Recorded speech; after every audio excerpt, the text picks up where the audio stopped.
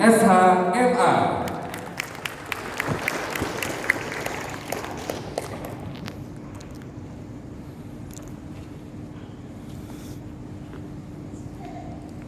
Bismillahirrahmanirrahim. Kullu man 'alaiha fan wa yabqa wajhu rabbika dzul jalali wal ikram.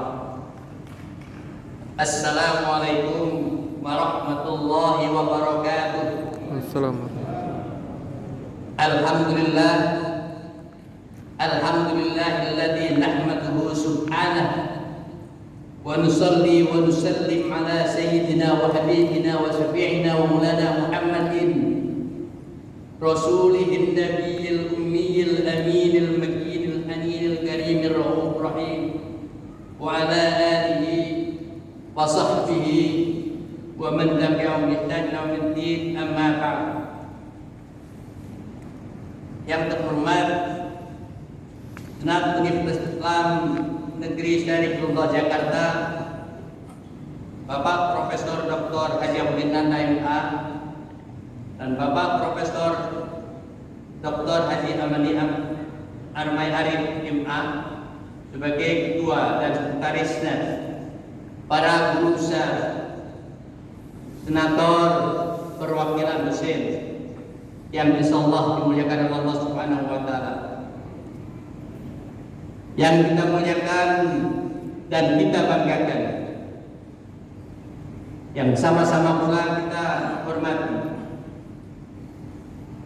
Ibu Rektor Universitas Islam Negeri Syarifullah Jakarta, Ibu Profesor Dr. Haji Amani Lubis LCMA, dan segenap para wakil rektor,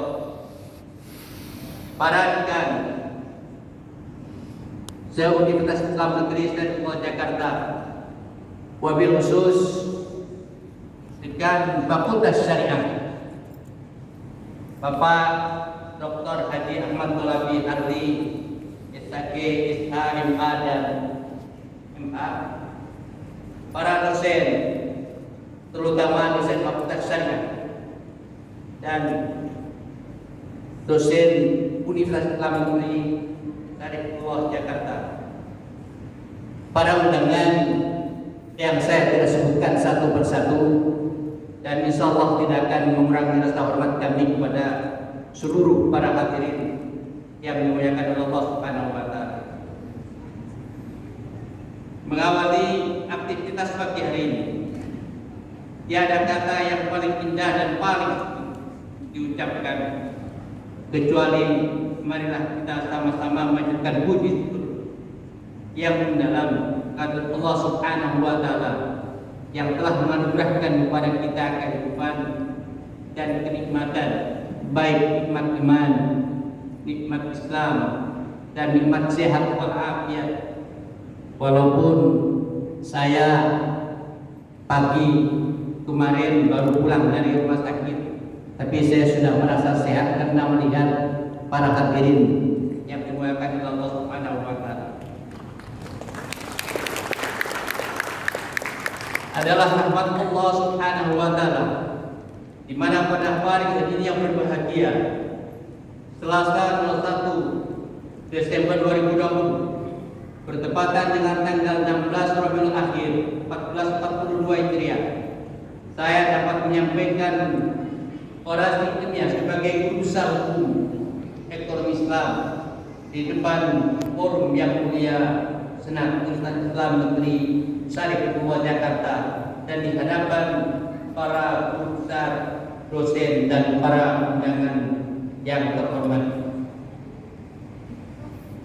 Pidato yang seharusnya disampaikan pada hari Rabu 18 Maret 2020 Masehi yang bertepatan dengan tanggal 23 Rajab 1443. Jadi kalau kita hitung hampir 1 tahun, karena di sini sudah berubah menjadi 1441, tapi baru dilaksanakan pada hari ini. Oleh karena itu terasa rasa haru yang sudah berkurang, rasa senang juga sedikit menghilang. Rasa bahagia sudah terasa hampa, rasa bangga telah sirna. Yang ada hanyalah rasa syukur yang semakin bertambah, rasa ikhlas semakin tuntas, dan rasa sabar semakin mengakar pada itu. Hal ini disebabkan adanya teguran atas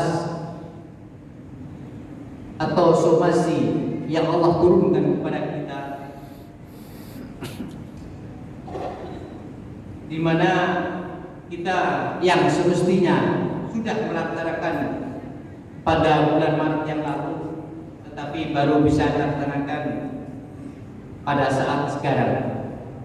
Kalau saya mengambil mahnya, kata Allah, walau anna ahlal qura amanu wattaqaw lafatahna 'alaihim barakatin minas sama' wal ard walakin kadzabu fa akhadnahum bima kanu.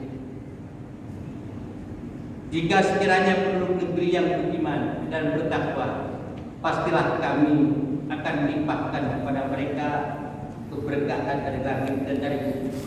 Tetapi mereka banyak yang mendustakan terhadap ayat-ayat, maka akan kami siksa, maka akan kami berikan teguran kepada mereka disebabkan oleh karena perbuatan.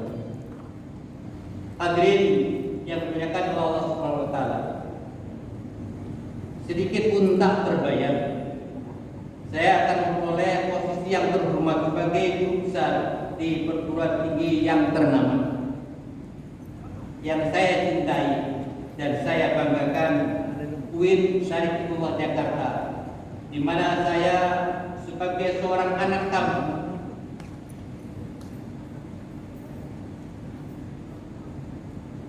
yang dilahirkan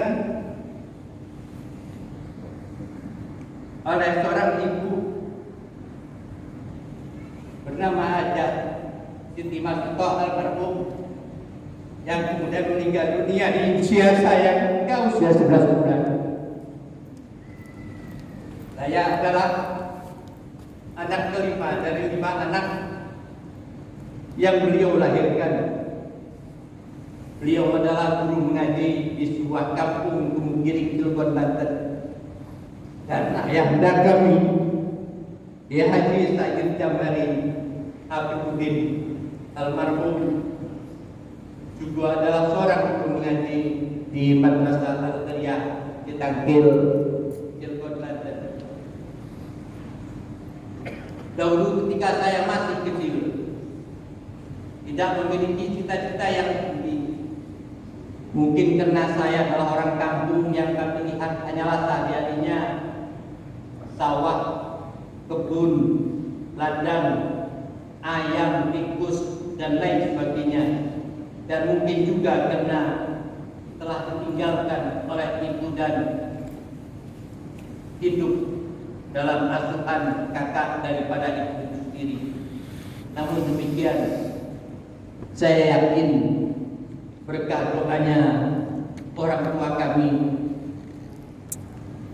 Rabbana hab lana min azwajina wa dzurriyyatina qurrata a'yun waj'alna lil muttaqina imama.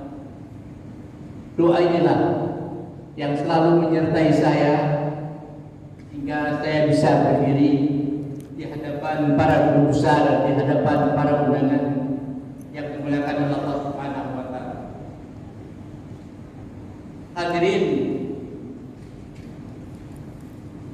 setelah tamat saya dari PGA dahulu di Cilegon bersama Profesor Dr. Abdinata yang sekarang menjadi senat, kami bersama-sama dengan beliau sekolahnya, dan beliau lebih terbang lebih terdahulu, dan saya menggunakan ketek, tetapi walaupun bagaimana kami sampai waktunya.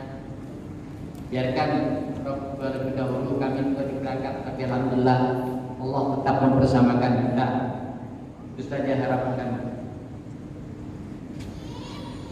Pada tahun 1984 selanjutnya saya masuk kuliah di Fakultas Hukum Islam. Saya lompat-lompat saja karena saya sudah dikecip-kecip dengan Bu Rektor Pak Barek. Hadirin yang terhormat, selanjutnya izinkanlah saya untuk menyampaikan orasi ilmiah pengukuhan besar saya yang berjudul Ambiguitas Status Hukum Bunga Bank Konstitusional dan Dampaknya Terhadap Pengembangan Bank Syariah di Indonesia.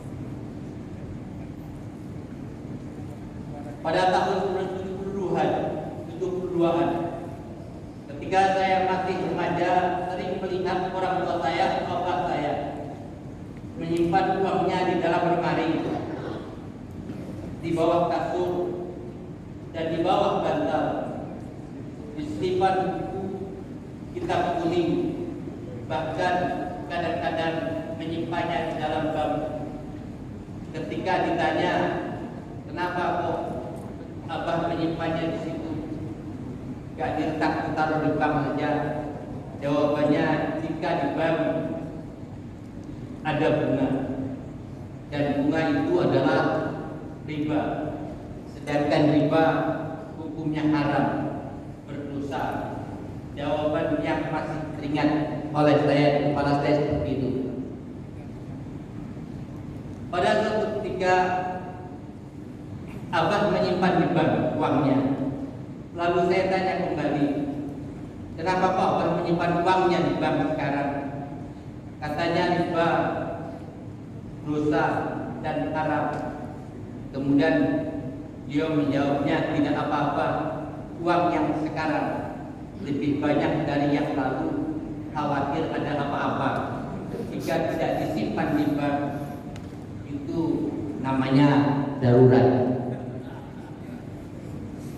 Hukumnya adalah tidak apa-apa. Sekarang ini teringat dengan apa yang dikatakan oleh Ki Abdul Salim Maksudul Haq 1884 sampai dengan 1954, bahwa umat Islam sampai hari ini belum memiliki bank yang bebas riba dan bank Islam. Oleh karenanya menyimpan uang pada bank konvensional dan atau melakukan transaksi keuangan dalam perdagangan boleh pada bank konvensional disebabkan darurat, karena belum ada bank. Pertanyaannya, sekarang sudah banyak bank syariah, apakah masih darurat atau tidak darurat?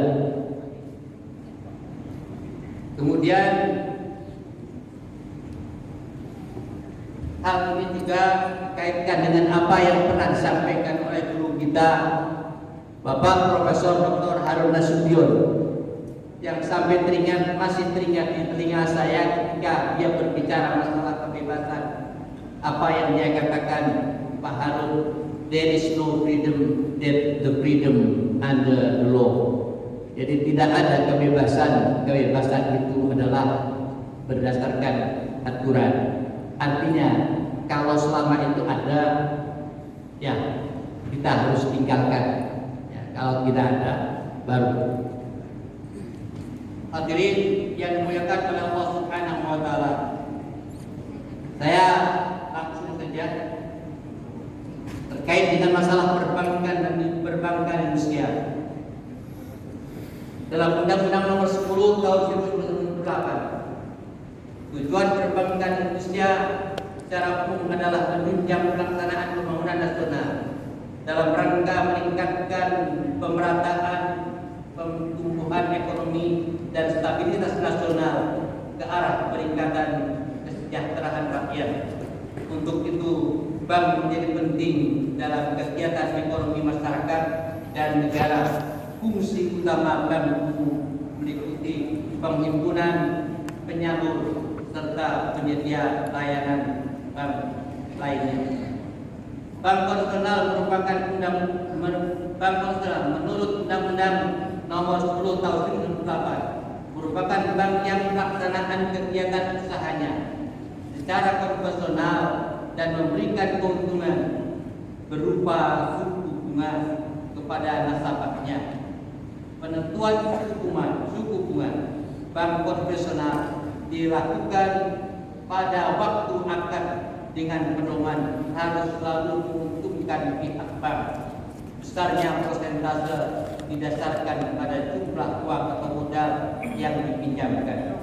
Jumlah pembayaran bunga tidak mengikat meskipun jumlah keuntungan berlipat ganda saat keadaan ekonomi yang sedang baik. Dengan demikian, bahwa bank konvensional tidak bisa mengalami kerugian.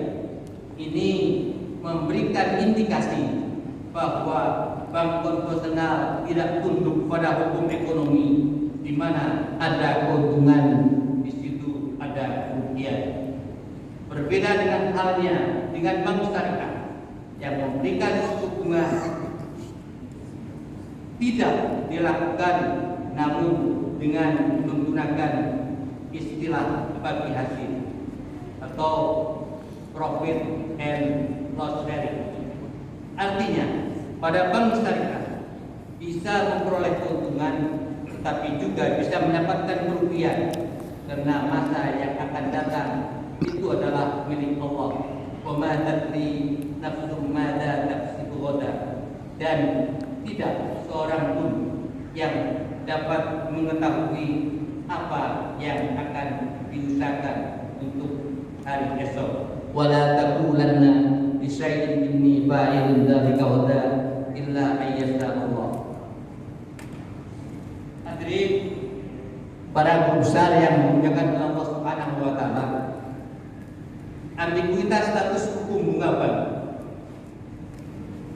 Pengertian bunga bank. Bunga bank merupakan terjemahan dari kata interest, yang berarti tanggungan pinjaman uang atas persentase dari uang yang dipinjamkan. Bunga bank diartikan sebagai imbal jasa atas pinjaman uang sejumlah nominal melebihi jumlah pokok yang diberikan peminjam kepada pemberi pinjaman yang disebut dengan bunga. Dalam transaksi finansial di dunia perbankan terdapat 3 pemain, yakni bank, deposan, dan peminjam. Deposan menempatkan dananya di bank dan menuntut untuk menerima pengembalian yang berlebih dari bank sebagai kompensasi atas kehilangan kesempatan untuk memanfaatkan nominal tersebut. Dalam waktu yang tertentu, bank meminjamkan modal kepada peminjam dan menuntut menerima pengembalian bunga yang lebih dari tingkat bunga yang wajib dibayarkan kepada deposan. Kedua sistem ini memang cukup menyesatkan.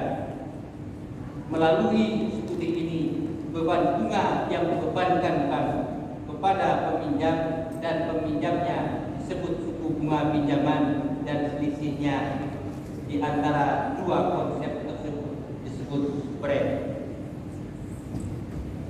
Bunga dan bagi hasil ada perbedaan sudah jelas, bahwa bunga, penentuan bunga dibuat pada waktu akad dengan asumsi harus selalu untung, sementara bagi hasil penentuan besarnya risiko rasio nisbah bagi hasil dibuat pada waktu akad yang berpedoman pada kemungkinan bukti dan bukti. Hadirin, selanjutnya bunga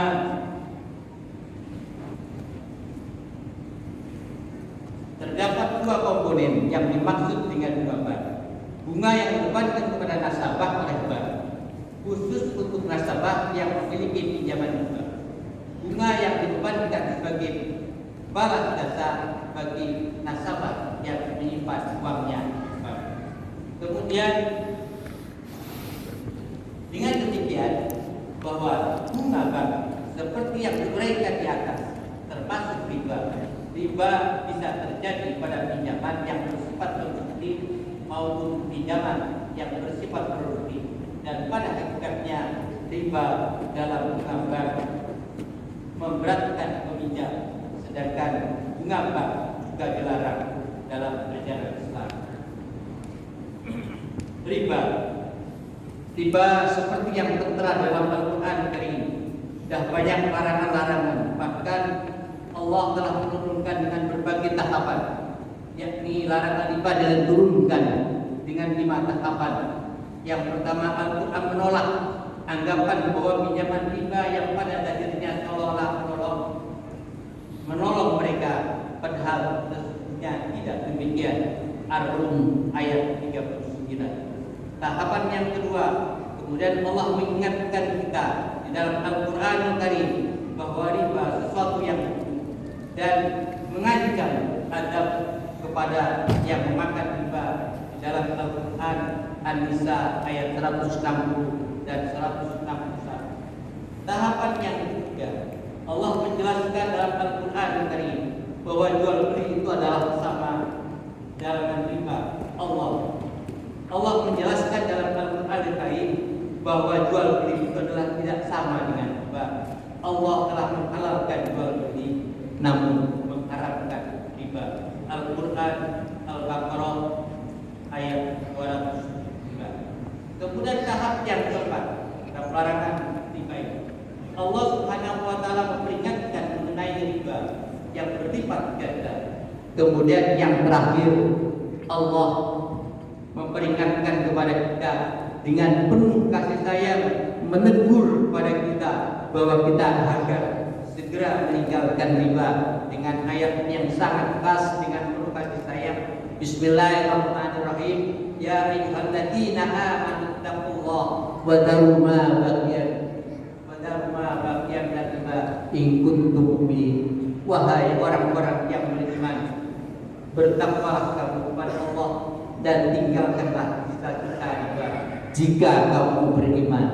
Tapi kalau kamu tidak beriman, siksa azab Allah akan diturunkan. Begitu juga larangan riba dalam hadis, banyak sekali yang Rasulullah SAW sampaikan. Dan yang paling mengerikan adalah diriwayatkan oleh Al-Hikam, diriwayatkan dari Ibnu Mas'ud bahwa Nabi SAW bersabda, riba itu mempunyai 73 golongan, mempunyai 73 pintu tingkatan. Yang paling dosanya riba itu sama dengan seseorang yang telah melakukan zina dengan ibunya. Beberapa pendapat seluruh agama samawi yang mengatakan bahwa riba semuanya tidak melarang. Agama Yahudi pun melarang, agama Kristen pun melarang, apalagi dengan bank atau bunga bank. Menurut berbagai pendapat dari para ulama Muhammadiyah juga mengatakan keharamannya. Riba hukumnya haram dengan nas sharih Al-Quran Al-Karim. Bank dengan sistem riba hukumnya haram, dan bank tanpa riba hukumnya halal. Bank yang diberikan bunga yang diberikan yang seperti ini, bahwa ini adalah sebagai yang dianggap subhat, karena subhat maka juga harus ditinggalkan, karena harus ditinggalkan sifatnya adalah hukumnya haram. Begitu juga Lajnah Bahtul Masail Nahdlatul Ulama juga mengatakan demikian. Riba itu adalah bunga, itu adalah haram, sebab termasuk hutang yang dipungut ini. Yang kedua, halal sebab tidak ada syarat pada waktu akad atau perjanjian. Yang ketiga adalah subhat, tidak itu halal haramnya, sebab para ahli hukum berselisih pendapat tentang hal ini. Namun pada prinsipnya riba atau bunga haruslah ditinggalkan karena dia adalah hukumnya haram. termasuk juga dengan masalah organisasi konferensi Islam juga mengatakan demikian. Jadi tidak ada alasan lain penolakan terhadap riba. Tidak ada yang mempunyai alasan bahwa ini adalah hukum darurat, tapi kita harus sama-sama wadzaru ma baqiya min riba in kuntum mu'minin. Pengembangan perbankan syariah ini justru sangat dipengaruhi oleh sistem yang ini. Perkembangan keuangan syariah telah membuahkan berbagai prestasi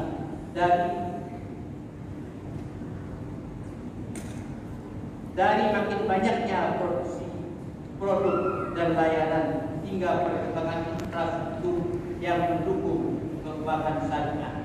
Namun pada dasarnya bahwa pengembangan perbankan syariah ini juga antara lain dipengaruhi oleh ambiguitas antara bank konvensional yang mengatakan bahwa bunga itu adalah halal dan haram.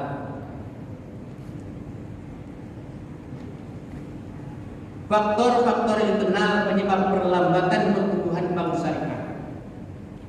Yang pertama adalah adanya dominasi oleh sektor retail, khususnya usaha mikro kecil dan menengah, dan akad murabahah pada segmentasi pembiayaan bank syariah. Minimnya variasi pembiayaan bank syariah, kurangnya efisiensi bank syariah dalam menjalankan kegiatan operasionalnya, dominasi dana deposito yang berbiaya mahal pada dana pihak ketiga bank syariah, masih terbatasnya jumlah jaringan kantor bank syariah. Adapun faktor intereksternal perlambatan terhadap perbankan syariah, yang pertama adalah dominasi pro dan kontra pemahaman masyarakat terhadap kehalalan dan keharaman bunga bank konvensional, ketidakmengertian masyarakat terhadap kondisi ekonomi yang melambat di dunia, termasuk di Indonesia, dengan indikator nilai tukar rupiah melemah dengan US dollar.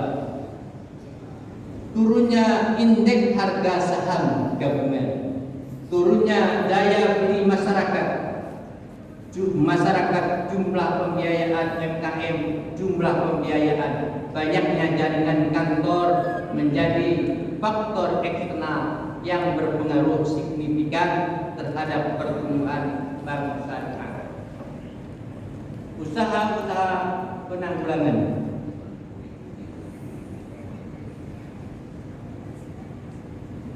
Ada beberapa usaha penanggulangan sektor yang harus dibenahi oleh bangsa pasar industri keuangan syariah nasional bisa berkembang, yaitu keberpihakan pemerintah, regulasi, sumber daya manusia, teknologi, institusi, dan supervisi.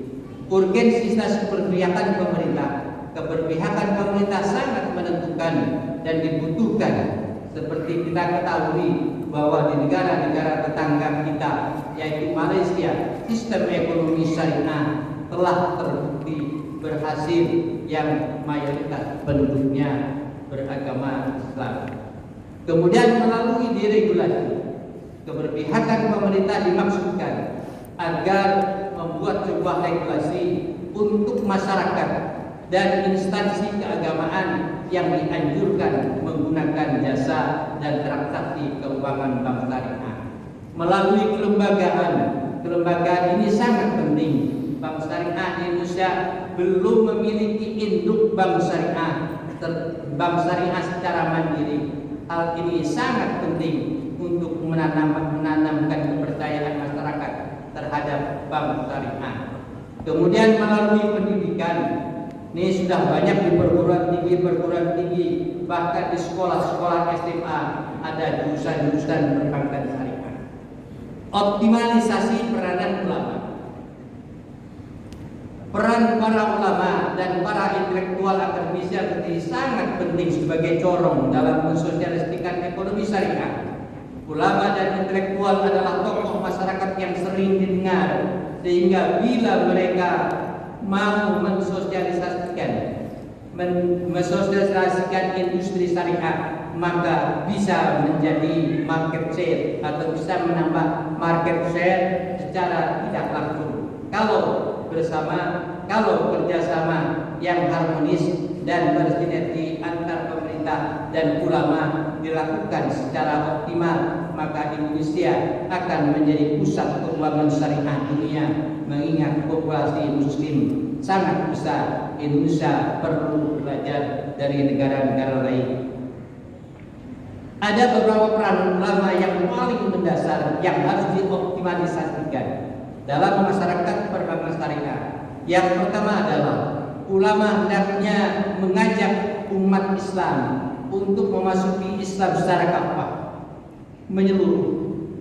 Selama ini masih banyak kaum muslim yang bergumul secara langsung dengan sistem riba yang diharamkan Al-Quran Karim dalam bank konvensional.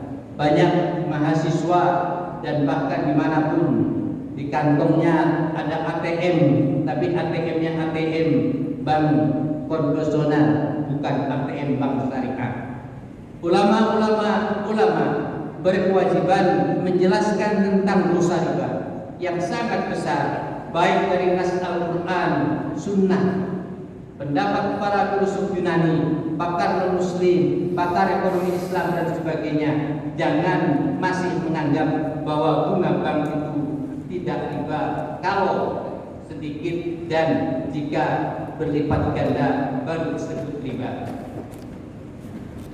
Yang keempat adalah keterpurukan ekonomi Islam, ekonomi umat Islam selama ini diantaranya disebabkan karena umat Islam mengabaikan fikih muamalah. Kitab Ihya Ulumuddin karangan Al-Ghazali misalnya hanya digali aspek tasawufnya saja, tetapi aspek ekonominya tidak dikaji dan tidak dikembangkan. Perbankan syariah pada dasarnya adalah pengamalan fikih muamalah maliyah. Fikih ini menjelaskan bagaimana sama manusia berhubungan dalam bidang harta, ekonomi, bisnis dan lain sebagainya. Upaya-upaya prioritas yang harus kita lakukan: penguraian aspek masalah secara keseluruhan, menghasilkan urutan yang amat prioritas adalah sosialisasi dari berbagai lapisan masyarakat. Yang kedua adalah belum memadainya permodalan bank syariah, lemahnya pemahaman praktisi bank syariah